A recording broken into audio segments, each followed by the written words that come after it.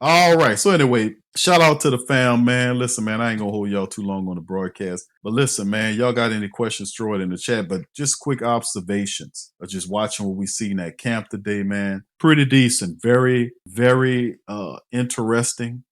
To start off with the quarterbacks getting going, a fair competition, no crap talking between them. You can see the top two guys about the business. Tyler Shuck started off a little raggedy at first, have to get used to the speed, but that's totally normal. That's what it is when somebody never done it before. And then you have Spencer Rattler, who's just a lot more refined. He's not shook up by all the stuff that he's seen because he's seen a lot of reps last year, so he's kind of taking his time as well. Good seeing Kendre Miller and them mix it up. A couple of the young guys also doing their thing. Damari out there, Danny Stutzman making plays. Blackman stay healthy and make plays in place of Tyrann Mathieu out there. And we seeing a bunch of people kind of moving around and doing their thing. We heard from Alante Taylor the other day and how he feel about the Saints defense and the energy and the vibe that's going on in the building as well. Like we talked about on the previous stream about Kendre Miller. Kendre Miller is knows that his job is on the line with a very busy running back room, and he's 10 pounds lighter than what he was. Feels great, saying this is a total different season. And I'm really happy for Kendre Miller because he has the talent. He just got to put it all together.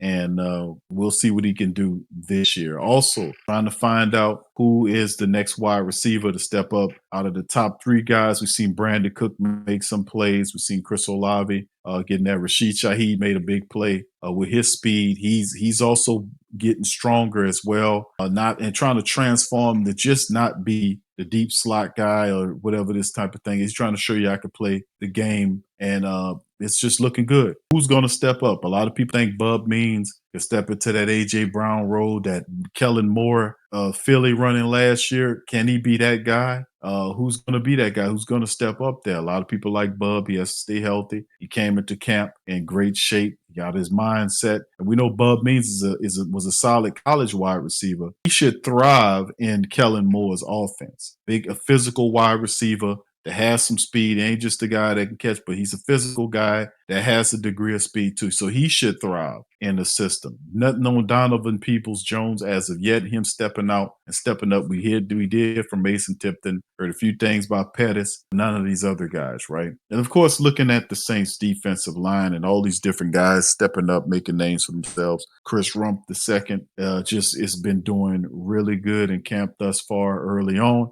So it's just Brian Bressee's another guy that wants to take it to the next level. Vernon Brockton has to learn the game. Big guy, physical, strong, still developing. So the Saints have a lot of really talented players on a defensive line, and they have to get it. And like I said, the transition from 43 to 34, he brought in a lot of people that has a familiarity with the 34 defense. Them guys will help with the transition. So it's going to be interesting, man, no matter how you slice it, man. We just love what we're seeing in the Saints. It's hot. It's hot out there, man. You know, it's New Orleans around this time in the bottom line. What's up, Greg? Shout out to you. KT, what's up?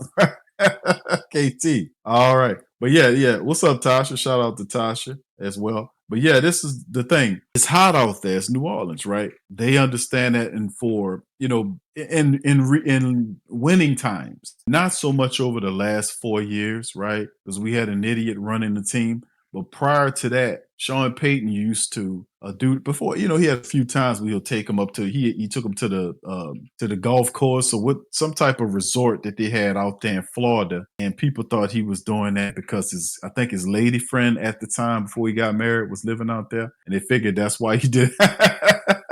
I think that's why he did. That was a rumor now. But he took him here and there. We know last year the Saints, I think they did the California thing. But if you trying to build a tough team, man, keep your ass in the heat as much as you can, right? We ain't trying to go out there and all this kind of stuff. If you want to get cool, go play indoors, right? Go to the indoor facility. But the heat is high, and we talk about something that's worth something. When you you putting tough stuff together, you're using heat to put it together, smelting things and all that. And that's what you're doing. You're building a solid, strong, tough team, playing in that heat and dealing with that and still making plays. That says something about the mindset. That helps build the mindset and the overall toughness of the team to be able to compete in those elements safely. So, I like what Kellen Moore is doing. He just making the right moves thus far. I like what he's doing thus far up to this point, making the right moves, making the right calls, bringing in the train,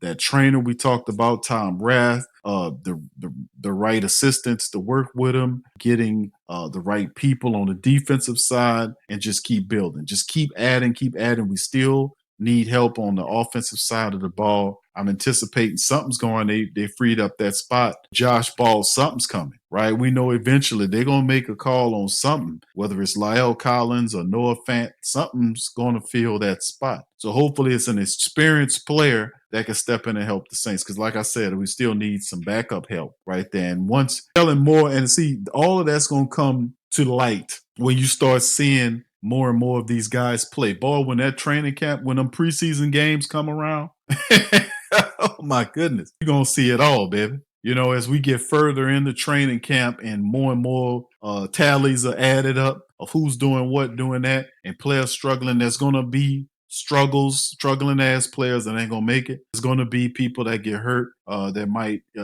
be put on a list or something, and there'll be opportunities to fill spots. So I don't think what you got now in its totality, in terms of the reserves you're going to have when you get to, into the preseason games. You're going to have 4 or 5 player difference at least coming into it based on the injuries and play. Because some guys are not going to make it. It's just what it is. Especially if you're a coach that knows that he can't make any errors or have any mistakes in terms of his offensive line. That is what that's exactly what it is that we need to worry, not worry about, but have concerns about. If we know Kellen Moore is going to make the ground and pound work, you got to fortify your offensive line with quality backups. That if a guy go down, you can put one of those road graders in there, and then they'll just keep the running game open. Because at no point if you're going to win some games, at no point could you afford to allow that to happen, to allow people to stop you from running the ball and put pressure on your young quarterback to beat them. Because that's what they're going to do.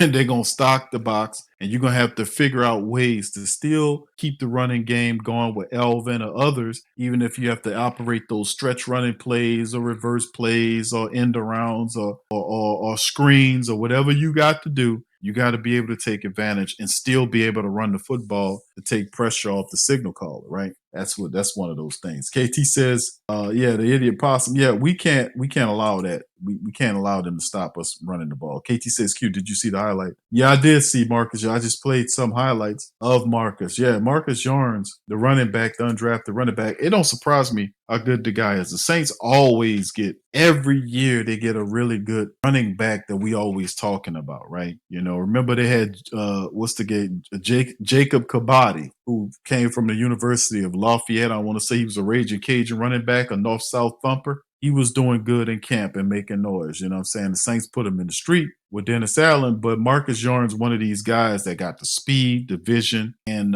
he can catch the ball out the backfield. But he's the literal definition of long shot for the New Orleans Saints, unless he is trying to be a kick returner and punt returner like Velus. Velus Jones Jr. is another guy that's a long shot. But these guys' only chance is for them to make the team as a special teamer. They're not going to make it as a running back. It's just too. The running back room is too slam packed with other guys. Even if the Saints keep 4 backs on the active roster going into it for the 53-man for the new season, he most certainly won't be one of them. He probably headed to the practice squad. But every year the Saints always have these fantastic running backs. They find them every year. And Marcus Yarns is one of them. Yeah, Greg, remember Jacob Kabadi? He was another good dude. They just put him in the street, right? So it's going to be fun watching it, man. So yeah, defense, offense, doing what they do, having those matches. It's going to be fun, man. All right. Yeah, Richard says Yarns is a sleeper for sure. He was a long shot. And he came when they, remember the year before that they had, what was the guy?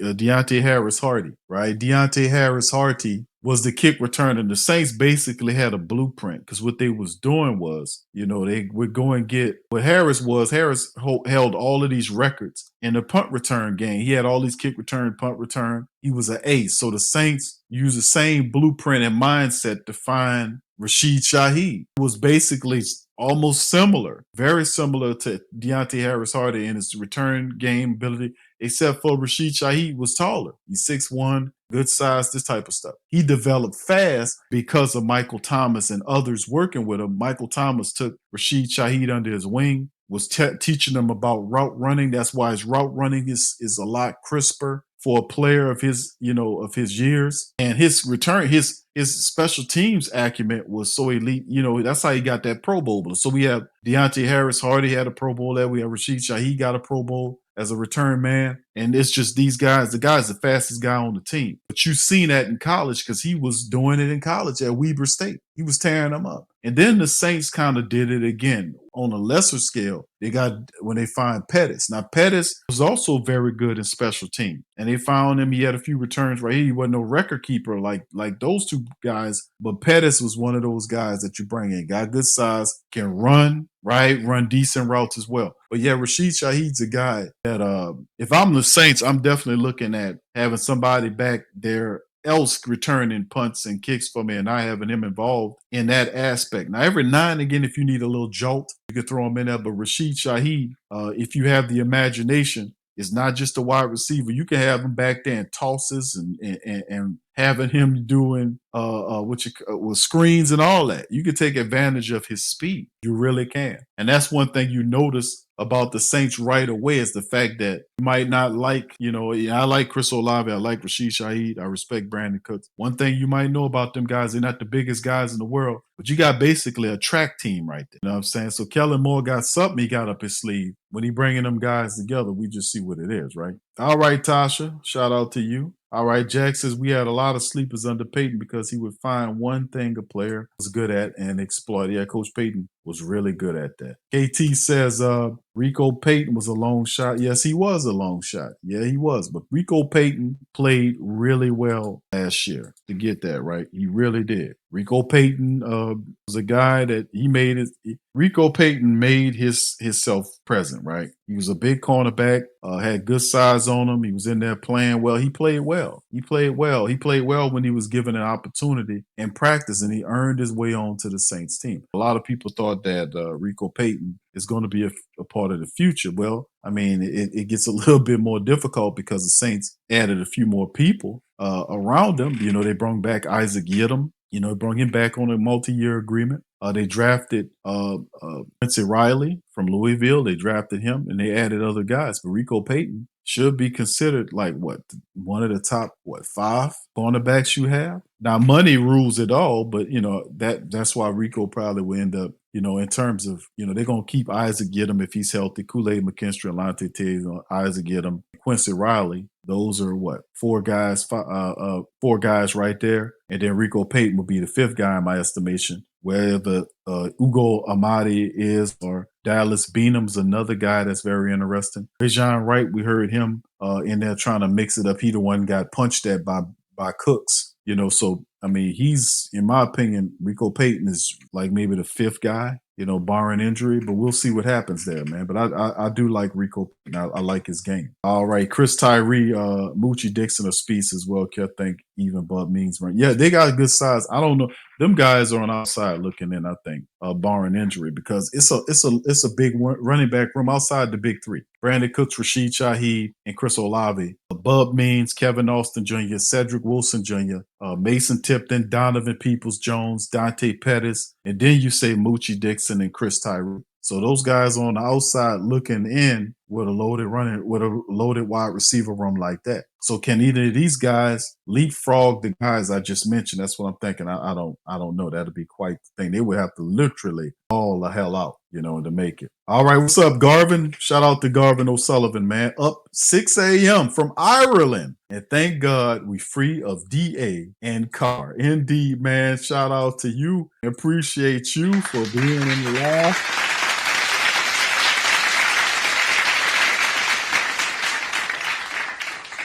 6 o'clock in the morning. Who that? All right. Shout out to you out there in Ireland, man. KT said, I think Cedric Wilson is a surprise cut. Not so much. I don't think it's a surprise cut at all, in my opinion, bro. Y'all know how I said about that guy last year. I've I've constantly said that Cedric Wilson Jr., the Saints wanted. People forget this because it failed so miserably, I guess, throw it out their minds. But y'all remember, Cedric Wilson Jr. was given a 2-year agreement. They brung him in when Michael Thomas left. When Michael Thomas' contract ran out, they wanted a veteran, and they thought Cedric Wilson Jr. would be the guy that complements Chris Olave and Rashid Shaheed. That's what they were trying to do. Because, it was Michael Thomas, Chris Olave, Rashid Shaheed. That was a nice look. But when that fell apart, they brought in Cedric Wilson Jr. to add to Chris Olave and Rashid Shaheed. And it failed miserably because Wilson could not keep up. He got hurt. And then when he got healthy, he got hurt again. He was in and out of the lineup. When he was in the game, he was not effective. He didn't have a lot of catches. And it was just not a good look for Cedric Wilson Jr. It really wasn't. Him knowing Kellen Moore, and he had decent years with Kellen Moore when he was with Dallas, people are thinking that might give him new life because what Kellen was doing, would be doing here, he'll have some familiarity with it. It'll be an easier transition for Kevin Austin Jr. But he's getting older. So he's one of the most senior members outside of Cooks. Cedric Wilson Jr. is one of the senior members of the wide receiver core.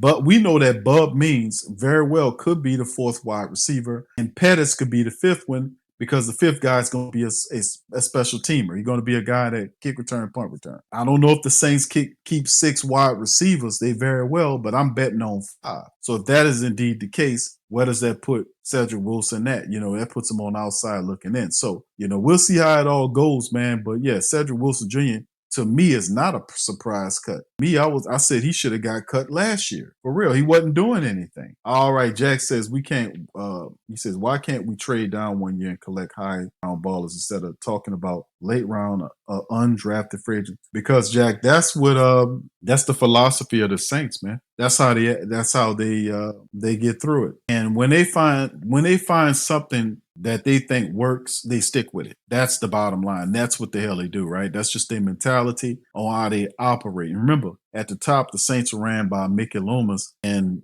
Jeff Ireland is a brown noser. So a lot of these guys, they're not going to rock the boat to create something new. They're going to go with the flow. They're going to just keep, collecting checks and all this kind of stuff. So yeah, they going, when they find something that works, they stick with it, man, to be honest with you. What's going on with Vernon Brockton? Vernon Brockton still is learning the game, man. You haven't heard anything about Brockton. He ain't hurt. He's out there, but he's still learning the game. It's a lot of competition. The Saints brought in to compete with Vernon Brockton, right? Even if you're talking about using them inside and outside, it's still a lot of competition. The Saints added Jonathan Bullard, who's a multi-year veteran, to join the team. They added Jonah Williams as well, and all these other guys. They still got, guys like Nathan Shepard and Colin Saunders still here. So there's a lot of guys. We know Brian Bresee will operate the opposite side. Cam Jordan, they still thinking like Cam Jordan supposed to be a guy starting. I don't think Cam Jordan should be starting. I don't think he is. Don't get me wrong. I think Cam, can he benefit by playing the 34 defense as one of the ends? Sure, Cam's savvy, but I think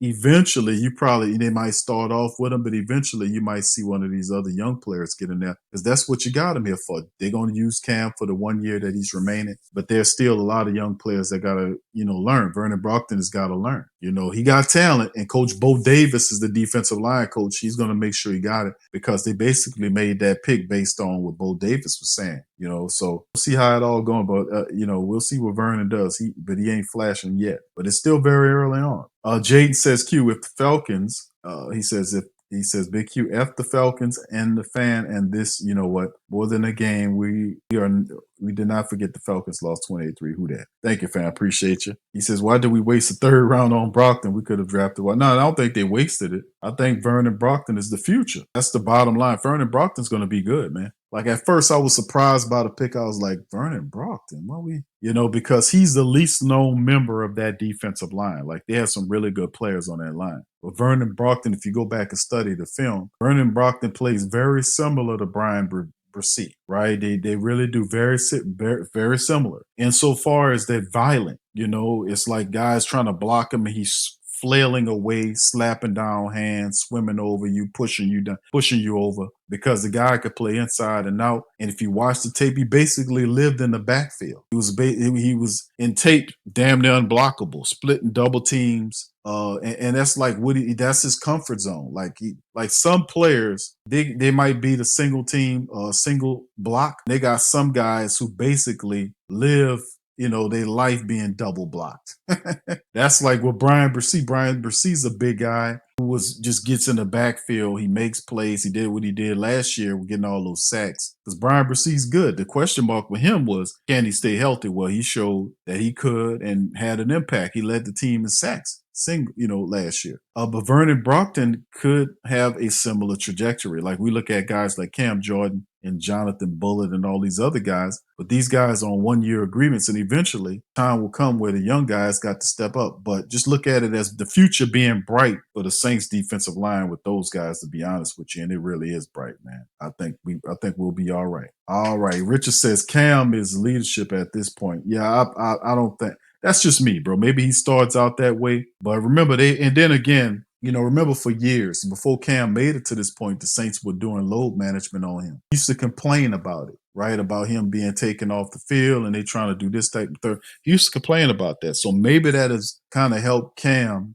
save it up so that he knows this is going to be his final year on his contract. Maybe he wants to go out with a bang. You know what I'm saying? At first I was I'm going to be honest with you, fam. When he first had that first interview, he had his hair gold, and I'm like, I like Cam kind of throw it off. You can see because he do weird stuff. But his hair was down over his face, and then he kind of took his hand, whipped it back like with his head. And I was like, oh, do I have to be worried about Cam? You know what I'm saying?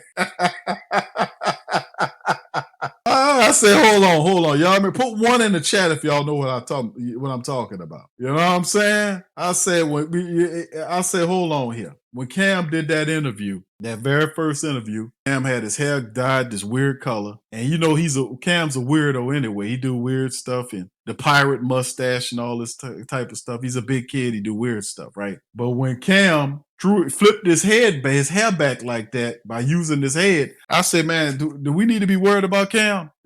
Should we be worried about? I said, do we need to be worried about Cam Jordan? But maybe this year, like Cam saying, listen, I ain't got nothing else left in terms of year contracts. I'm going to finish my time out with the Saints and then go talk on NFL Network the rest of my life, right? He got that type of personality, right? He can go do what Michael Strahan did without selling out too bad, right? Yeah, you don't have to go to full sellout, right? Like Strahan, you don't have to do that, but you can kind of go and make your money. You good? Your position is straight. Cam is a Hall of Famer in my book. He might not be first ballot, but I think Cam is a Hall of Famer. But anyway, maybe this is year they feel like he gonna let it. He gonna let it go in his final year. He gonna go for broke, go mad, and do everything he can to finish strong this year. So that might be actually pretty good. So we'll see, man. But like I say, Vernon Brockton's there, Jonathan Bullitt's there, Jonah Williams there. They got some people, man, that's going to compete out for those positions there, and we're gonna see where it is. So Greg says, yeah, I believe that what they're going to do with Cam, they got to start with him, and later they'll start. Yeah, I can see that too. I got to agree with you on that. All right, KT says Broughton is good, but he didn't know. He said you didn't notice because that's right, because of Collins. That's the thing. Collins stole all that thunder. But when you go past Collins and you watch Vernon Broughton's tape, that was Bo Davis saying, hey, man, that guy right there could play. But, he got picked up. Now, like I said, the two players, the second and third round picks for the Saints, a lot of people say, hey, man, that was too early for those guys. A lot of people felt Vernon Broughton would have been available in the fourth round, and that the same for Tyler Shuck. They thought he'd be available in the next round. But regardless of not, you can't deny the talent. When you do look at the footage, the guy Broughton could play. I mean, the dude is already strong. He's fast. He's fleet of foot. He just raw. You got to get him together. You know what I'm saying? You got to build him up. And Bo Davis knows him, and I think that's the thing. He knows his game. He knows that coach, and I think Vernon Broughton's going to be big for the Saints, man. Going to be big for him. All right, Jack says he's going to be a bust. I don't think Broughton's going to be a bust. You don't have that weak-ass mindset that a Cedric Ellis or a Jonathan Sullivan had, right? You don't have that that kind of stuff. He ain't got this guy is a fighter, and this guy, it's the temperament that you want, to have like with the Saints drafted. These guys have that same mentality, like Brian Bresee, Vernon Broughton. They have that type of mentality to get home. That's who you and listen. That's what kind of players you got to have when you're running that 34 defense. You got to have players that are used to being double block, that basically live in that mindset. Say, hey man, I'm gonna get home every time. Both of those guys live in the backfield, and that's what they're gonna do. You got to have guys that are incredibly difficult to block, high motor guys. That's what Vernon Broughton is. And Bo Davis is going to crystallize them. Watch. You're going to see. All right, let's see. KT says, Q, which linebacker are we keeping? Jalen Ford? Oh, that's Ford. Ford all the way. Ford all the way. That's Ford all the way, brother. And the reason why I'm saying that is because Jalen Ford showed a little something last year. He's a guy and that's another Texas player, KT. That's another Texas player. Guy from Texas, a lot of people don't talk about. He's 6'2", about 240 something odd pounds. Very super uber productive at the University of Texas last year. The man was just all over the field. If you go back and watch footage of him playing in Texas, Jalen Ford was just cutting it up at Texas. He was tearing it up at the University of Texas. And the Saints picked this man, and they did something good. I think he would be the guy that you want to see step in there next year. Now, it's night and day, right, between him and DeMarco Jackson, because DeMarco Jackson is a guy he plays the run well, but he's a crappy linebacker that drops in the coverage. It just really sucks when you see him. He's not really. That's not right, dropping in the coverage and all this kind of stuff. Now he can play the linebacker position and play the run, but when it comes down to all that other stuff, that man he ain't there. But like I said about Jalen Ford had like 100. He had 200 tackles in 2 years with Texas. The last couple of years he played with Texas, the man had over 200 tackles in 2 years. So he was out there playing his ass off. He was out there getting forced fumbles. He had 6 interceptions as well. So he had 6 picks. He had some pass defense. He had some fumble recoveries, and they had over 200 tackles between those 2 years. So because he could play all around the field. The guy could play the run and the pass. Got good athleticism. He'll stick his nose in there, and he'll knock the piss out of you too. So that's the easy one, KT. To me, that's Jalen Ford. No doubt about it. DeMarco, like I said, Anthony Orji should have put DeMarco Jackson in the street. I don't know what the Saints was doing on that. Anthony Orji did enough to have earned a spot to be able. What's up, Cap Manning? Shout out to Cap Manning. I definitely think that DeMarco Jackson should have been cut. If I had my choice between him and Anthony Orji, man, that's I would have put DeMarco Jackson ass in the street, but it is what it is. Ford, Stutzman at inside linebacker would be fine. Yes, but Ford has to stay healthy. Stutzman and Ford would be nice because, you seen Pete Werner was healthy for the first time in his career. You won't see that trend continues going forward with Demario Davis leaving after this year. And then you have Pete Werner stepping up. You got to make sure you still have veteran depth, linebackers behind those guys, because we was good to have Pete Werner healthy, but you never can tell these linebacker types, right? Especially with them guys get hurt. Al Blair says Cam definitely will be doing something in the media after he hangs him up. Ash said, yeah, he made for that, bro. You're going to go right to the NFL network and go take a job and talk. I hear, how many dry ass former players they got sit up there, guys that wasn't even good in professional football got jobs. We talking about 3rd and 4th string wide receivers, 3rd, 4th string cornerbacks, backup quarterbacks, got jobs talking about the game, right?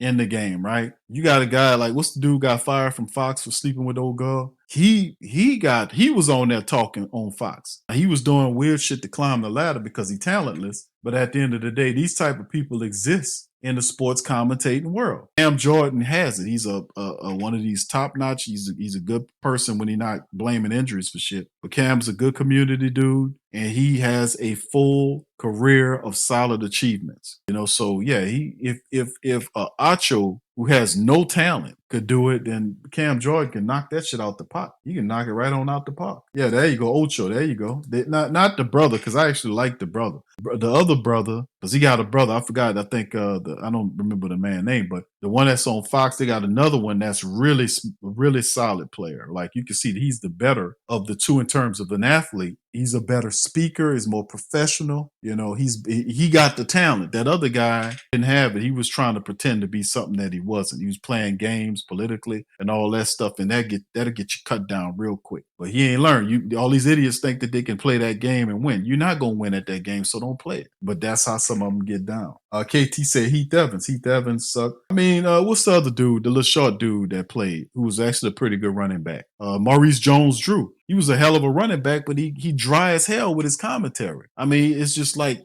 some of them are just like you see some of these people starting to jump into the podcast space that were athletes they're not making any money no more, or they're entertainers or musicians who not making money in music anymore. That's why you see an influx of people that's from that side of things rushing into the podcast space and creating podcasts. And if you notice, when you listen to them, they don't have the personality for it. A lot of them don't have the personality for it. They're just doing it because somebody told them, hey, that's the way you do it. But you got to have the personality to do this stuff, right? You got to be able to keep people entertained. You got to know how to talk to people. A lot of these people don't have that podcast person. They don't have the personality. They dry as hell, right? They're just living off the fact that people know them because they got celebrity status, so people know them. But you see it all the time. It's just really dry. They don't bring anything there. They read the teleprompter. They listen to the prompts when it's time to go to commercial. Or it's just really dry. You know, it's just they're not really bringing anything to the space. You know what I'm saying? They're just there. I see a lot of these musicians doing it or these entertainers doing it in the music business because they ain't making money like that in the music business. When they went to the streaming thing, they cheating the piss out these musicians. These former rappers. So they got to go jump into doing actual concerts to make money, right? They got to get on tours, create tours and go make money doing it that way because the streaming stuff, they cheating them out of all of it. You can have 1 million streams and get $10. How the hell that work? Because see, you ain't. It's just you ain't the boss in the game. You got to be. I ain't gonna even get into it. But at the end of the day, that's what happened. That's the truth. That's what's really going on in the game. Yeah. Cam Newton's interesting. He's an interesting person.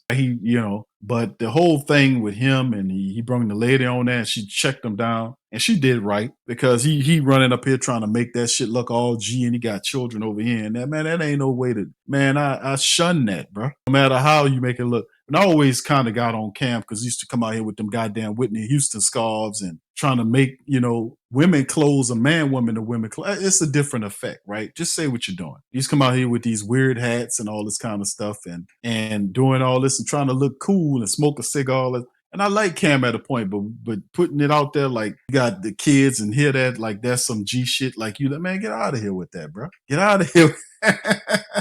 Get out of here with that, man. You just creating broken families, man. You purposefully creating broken families, man. You know what I'm saying? Don't do that, man. But you can't tell these idiots who got a little money what to do. But anyway, it's a bunch of them out there, not just Cam, man. It's a bunch of people jumping into the space. They just don't have it. They don't have the personality to do it. And then when they open their mouth, oh my God. You'd be like, oh my goodness. OG says, Pam, you call the man Pam Newton?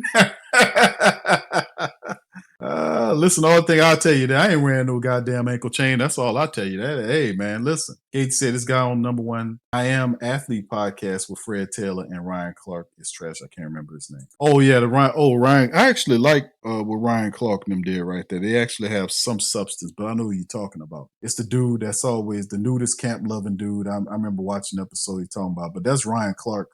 Guiding that thing the whole way. You could tell that. He doing that. He got a mind for that. All right. Yeah. Jack says Cam Newton dressing like Prince. But yeah, he ain't dressing like Prince, man. That ain't the same. Nah, Prince, Prince style. Prince had, the Prince look, that was consistent. That was the Prince look. Whatever Cam doing, I don't know what that is. That's his own rendition of it, I guess. But I don't know if he got it's not even a Russell Westbrook thing. Russell Westbrook have his eclectic style that I don't know what Cam Newton doing, man. I'll be honest with you, and I care not to investigate that.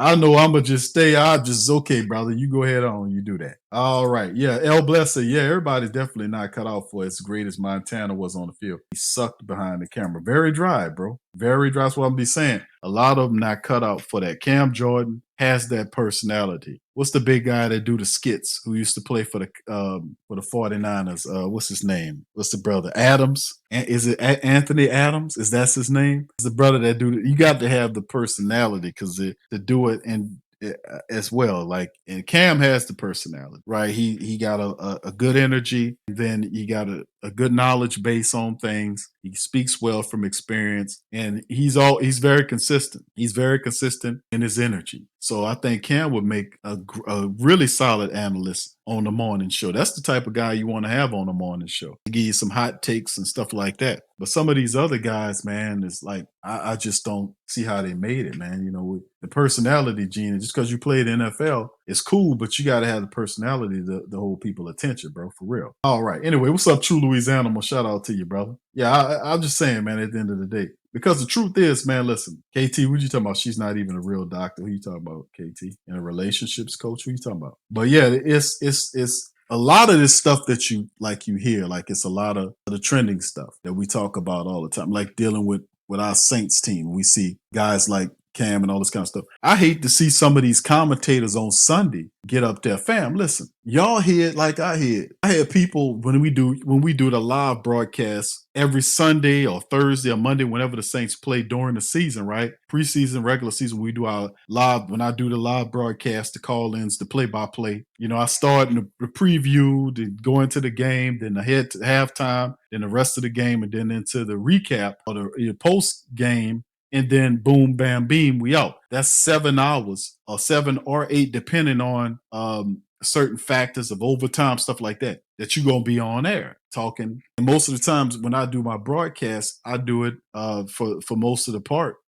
pretty much by myself. So if you're doing that, you got to understand most of that stuff is done with teams. Like you got a color man that you bounce off ideas, stuff like if it's just you everybody. So you got to come up with stuff to be able to keep people you got to follow the game. You got to follow the plays on the field. You got to cover what's going on. You got to keep everybody. You see what I'm saying? It's not an easy thing, right? Some people make it look easy, but it's not an easy thing to do. But you see what I'm getting at? Not everybody could do that. But if you watch some of these commentators that they put on that Fox and whoever we watching the Saints games, these be like people that they got the assignment to do the Saints games, and they are boring. They're boring. And then depending on who you get, they'll build a narrative because every game has to have a certain narrative. They'll be covering if it's an important player, like if we playing the Chiefs and they're in the dome, they're going to have all of this to do about Pat Mahomes, about this, and then they'll have Kelsey, and they'll probably put his singing girlfriend 700 times on the picture, her smiling or jumping up and down with something, and it sucks. Or then we get a bad team like Jacksonville, and then we get these two garbage commentators that are so boring. I get people always say they turn it off and turn our broadcast up. And listen, God damn it, give me some soul. We gotta have some soul in this stuff. We talking if it's sports and action, man. That's like eating bland turkey and bland food with no seasoning. Who wants to do that? I don't want to do that. I'm from New Orleans. I like my food to have some flavor with it. I like my entertainment to have some goddamn flavor. I don't want to have no boring ass stuff. I'm sorry. You know, I'm from New Orleans. God damn it. Yeah, Anthony Adams. Yes, the Bears. Yeah, there you go. Him. That dude funny, man. That's a funny brother, man. All right, yeah, McAfee. McAfee is entertaining too because he crazy. You know, you could tell McAfee ain't. You know, he kind of throw it off, and that also helps too. New Orleans Saxon, have we signed Fant? No, sir, we haven't. Noah Fant left the other day without a contract from the Saints. We covered it earlier in the broadcast. He ultimately is headed to the Miami Dolphins to get a interview there. And there is thought process is that he'll make a decision possibly after that. So I think Noah Fant could be definitely looking for more money and probably a multi-year contract. I'm pretty sure the Saints are more than like only interested in paying him a certain amount and offering him a 1-year prove-it deal. So, he going to look if you can find something better, and it is what it is. Thanks for asking.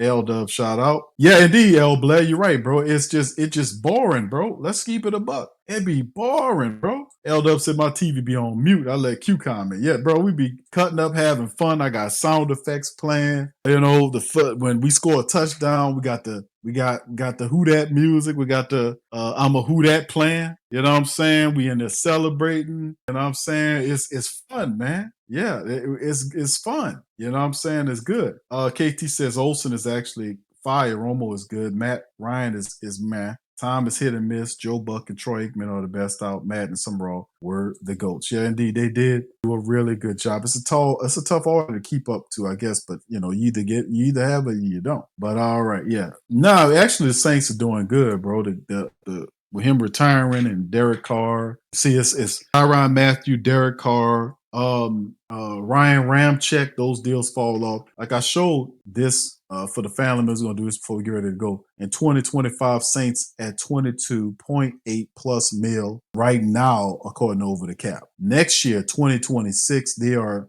24.5 plus in the hole, which to me is really good because, man, listen, y'all know what time it is.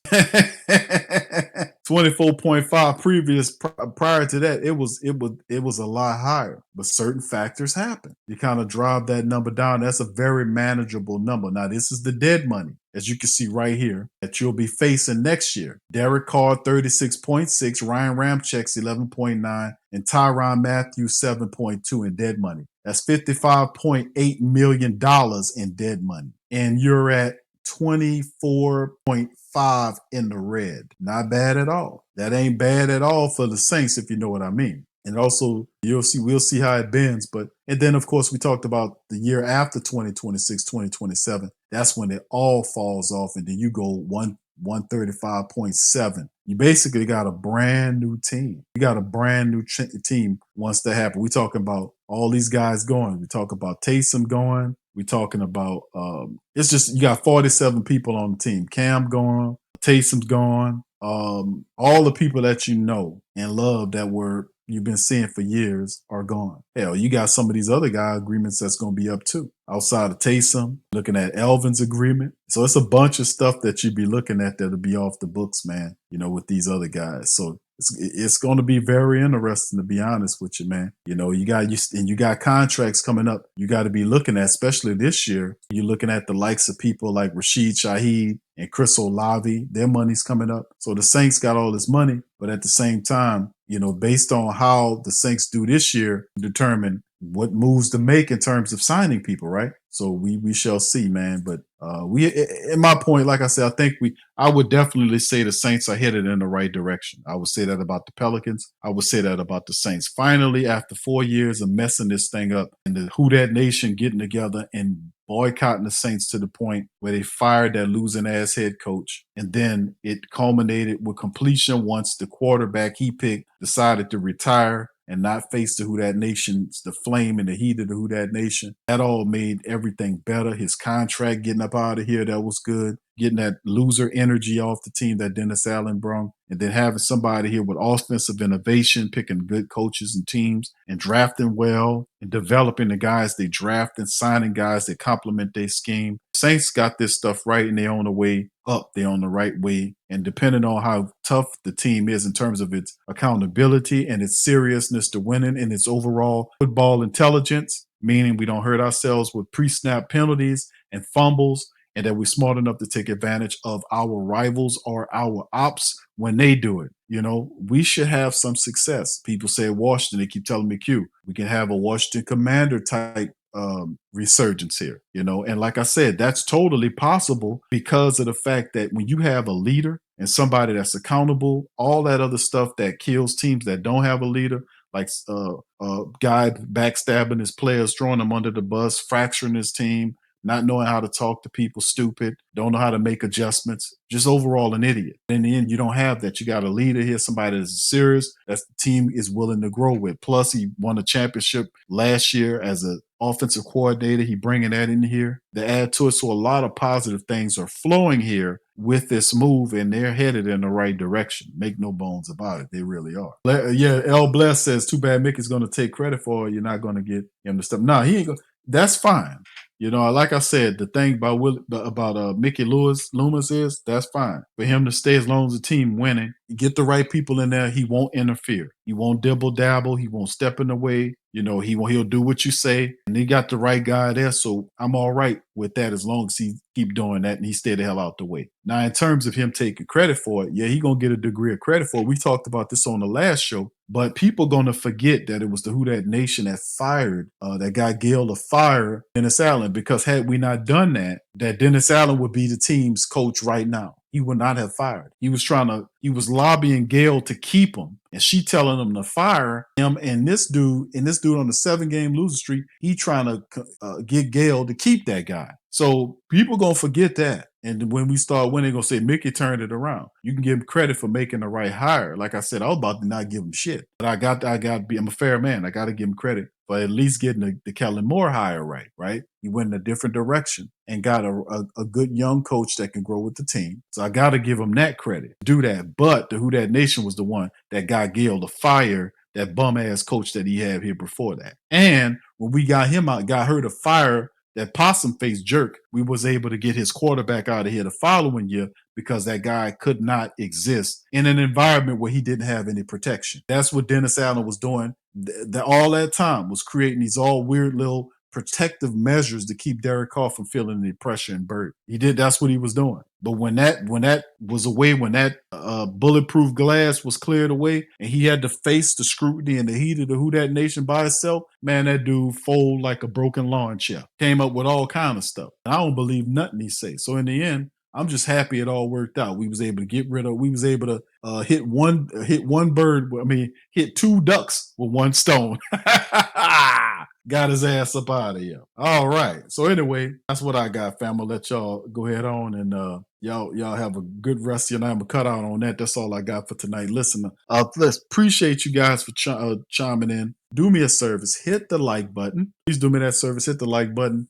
Share the Coma on your social media feed. Don't matter where you at. Take the Coma with you. We up in this thing, man. Shout out to the mighty Who Dat Nation. Also, give some love to our sponsors, Optory, Mint Mobile, and T. Chinley. Right now, you can check out Optory for virtual protection in terms of taking your name off these lists, these mailing lists, these calling lists, and just protecting your overall virtual identity. Optory is very inexpensive. It works. It's smart, and it's just a good decision. And plus, right now with Optory, the code in the description section next to the link, you put that code in, you get 20% off on your Optory charge. So check them out, man, and all of our fantastic sponsors. So anyway, with that being, what's up, Jeffrey? Shout out to Jeffrey. Big ups to you, bro. Professor, much love. Professor signed up. Shout out to you, Professor, as well, man. But yeah, that Optory, man, and all the sponsorship, man, is good, man.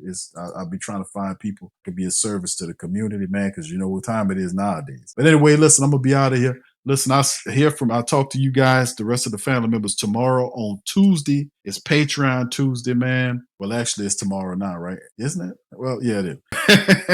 So it is. It's Tuesday right now. So I'll see you guys later on today on Patreon and for our YouTube membership and Patreon champions. We're going to talk about the Black and Gold, all the latest news, notes, and items, signings, whatever's going on for Tuesday. We're going to have it all covered on Patreon. If you want to join us, go to patreon.com/Pro Media Network or simply become a member of our YouTube channel. Either way gets you there. With that being said, I'm going to get out on that. I appreciate y'all so much, man. Y'all be safe, and I'm going to holler at you on the next one. Much love. Peace, and Who Dat too. Yeah. Boogie like Benson, I'm a Who Dat. I'm a Who Dat. Long as I'm living, I'm a Who Dat. Lose or winning, I'm a Who Dat. Sports Coma, yeah, this is where we do that. Where we do that, where we do that, where we do that, where we do that, where we do that, Boogie like Benson, I'm a Who Dat. I'm a Who Dat. Sports Coma, this is where we do that. Where we do that. Welcome, welcome, welcome. Somebody please better help. Running this thing like elf. I thank God every every day I'm not a foul. Go to YouTube live with Big Q and the guys. If you ain't ride or die, the bandwagon get flipped. Been marching in, that was way for the ring. I was yelling out your shame for the championship. Bucking on town, duck down. Falcons, pluck, get shut down. Panthers ain't much touchdown. The vision really belong to us now. So much hate on the Saints, you could probably tell. Ever since Bounty Gate hit the NFL, when things seem fishy, then you probably smell the crooked referees on Roger Goodell. Yeah, money like this, and I'm a who that. Every day I'm living, I'm a who that. Lose or winning, I'm a who that. It's the sports coma, this is where we do that. Where we do that at. Where we do that at. Where we do that, where we do that, where we do that at. Boogie like this, and I'm a who that. It's the sports coma, this is where we do that. You're listening to the Sports Coma with Big Q and the guys on the PRO